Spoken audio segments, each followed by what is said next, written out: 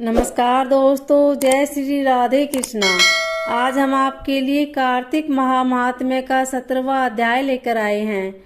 अध्याय सुनने के बाद आप हमारे चैनल को सब्सक्राइब करें, बेल आइकन को प्रेस करें ताकि हमारी वीडियो की नोटिफिकेशन सबसे पहले आप तक पहुंचे।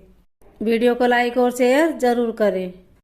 भक्ति से भरे भाव हे हरि मेरे मन उपजाओ। 17वां अध्याय कार्तिक कृपा दृष्टि कर जाओ। उस समय शिवजी के गण प्रबल थे और उन्होंने जलंधर के शुंभ निशुंभ और महासुर काल नेमी आदि को पराजित कर दिया। यह देखकर सागर पुत्र जलंधर एक विशाल रथ पर चढ़कर, जिस पर लंबी पताका लगी हुई थी, युद्ध भूमि में आया। उधर जय और शील नामक शंकर जी के गण भी युद्ध में तत्पर होकर गरजने लगे। इस प्रकार दोनों सेनाओं के हाथी घोड़े शंख भेरी और दोनों ओर से सिंहनाद से धरती त्रस्त हो गई।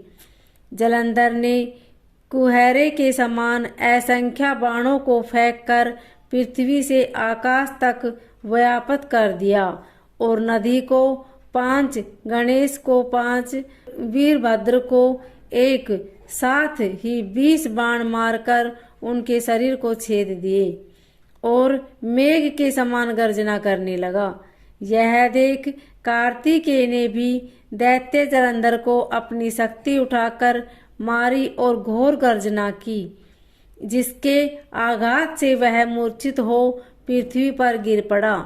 परंतु वह शीघ्र ही उठा पड़ा और क्रोधाविष्ट हो कार्तिकेय पर अपनी गदा से प्रहार करने लगा। ब्रह्मा जी के वरदान की सफलता के लिए शंकर पुत्र कार्तिकेय पृथ्वी पर सो गए। गणेश जी भी गदा के प्रहार से व्याकुल होकर धरती पर गिर पड़े।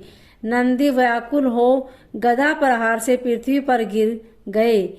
फिर दैत्य ने हाथ में परिध ले शीघ्र ही वीरभद्र को पृथ्वी पर गिरा देखकर शंकर जी की गण चिल्लाते हुए संग्राम भूमि छोड़ बड़े वेग से भाग चले। वे भागे हुए गण शीघ्र ही शिवजी के पास आ पहुँचे और व्याकुलता से युद्ध का सब समाचार कह सुनाया।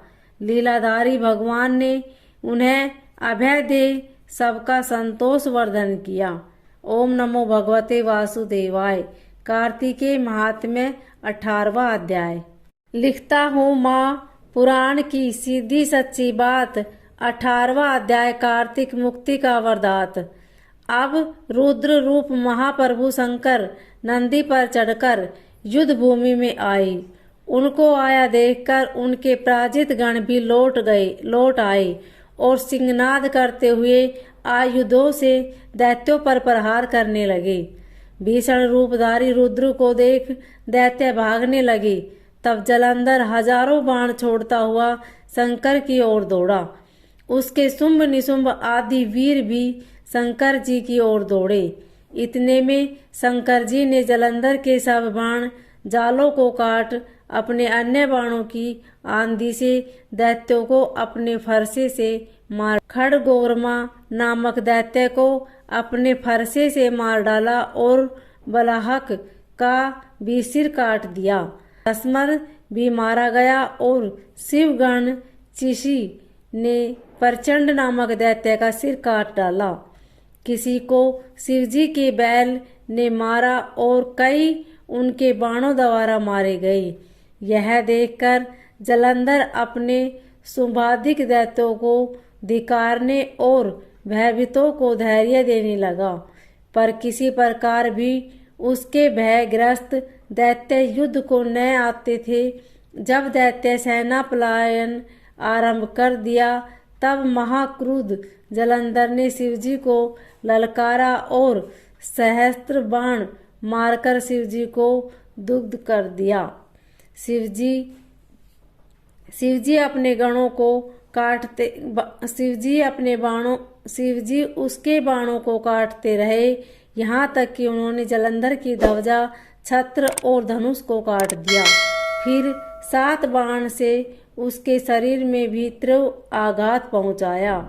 धनुष के कट जाने से जलंधर ने गदा उठाई, शिवजी ने उसकी गदा के टुकड़े कर दिए। तब उसने समझा कि शंकर मुझसे अधिक बलवान है। अतएव उसने गंधर्व माया उत्पन्न कर दी। अनेक गंधर्व अप्सराओं के गण पैदा हो गए। वीणा और मृदंग आदि बाजों के साथ नृत्य व गान होने लगा।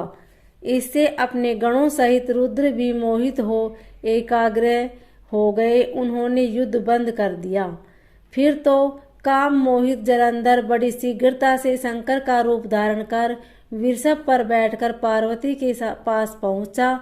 उधर जब पार्वती ने अपने पति को आते देखा तो अपनी सखियों का साथ छोड़ दिया और आगे आई। उन्हें देख कामातुर जलंधर का वीर्यपात हो गया और उसके पवन से वह जड़ भी हो गया। गौरी ने उसे दानव समझा वह अंतर्ध्यान हो उत्तर की मानव मानस पर चली गई। तब पार्वती ने विष्णु को बुलाकर दैत्य दंड का वह कृत्य कहा और यह प्रश्न किया कि आप इससे अवगत हैं। भगवान विष्णु ने उत्तर दिया, आपकी कृपा से मुझे सब ज्ञात है। हे माता, आप जो भी आज्ञा करेंगी मैं उसका पालन करूंगा। जगत माता ने विष्णु जी से कहा, उस दैत्य ने जो मार्ग खोला है उसका अनुसरण उचित है। मैं तुम्हें आज्ञा देती हूँ कि उसकी पत्नी का पतिव्रत भ्रष्ट करो।